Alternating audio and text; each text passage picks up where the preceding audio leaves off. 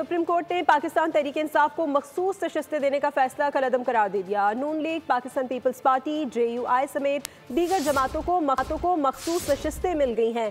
Supreme court ने 12 जुलाई का 8 जजेस का फैसला कलअदम करार देते हुए मखसूस नशिस्तों से मुतालिक नजरसानी दरखास्तें मंजूर कर लीं।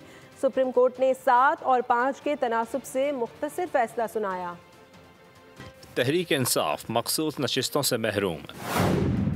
पेशावर हाई कोर्ट का फैसला बहाल। 12 जुलाई का 8 जजेस का फैसला कलअदम करार। सुप्रीम कोर्ट ने बड़ा फैसला सुना दिया। सुप्रीम कोर्ट ने मखसूस नशिस्तों से मुतालिक नजरसानी दरख्वास्त का महफूज शुदा फैसला सुना दिया। सुप्रीम कोर्ट ने 12 जुलाई का 8 जजेस का फैसला कलअदम करार दे दिया। This court in original or review jurisdiction. Therefore, directions are issued to the ECP to examine and consider the nomination papers/declaration and other relevant documents of all 80 returned candidates. Supreme court ने Peshawar high court का फैसला बहाल कर दिया। पाकिस्तान तहरीक इंसाफ को मखसूस नशिस्तें देने का फैसला कलअदम करार दे दिया गया। मखसूस नशिस्तें नून लीग, पीपल्स पार्टी समेत दीगर जमातों को मिलेंगी।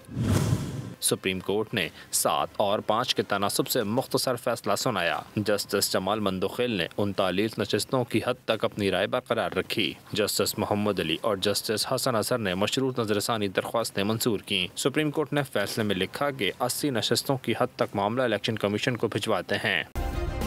सब्सक्राइब करें और बेल दबाएं ताकि कोई खबर रह न जाए।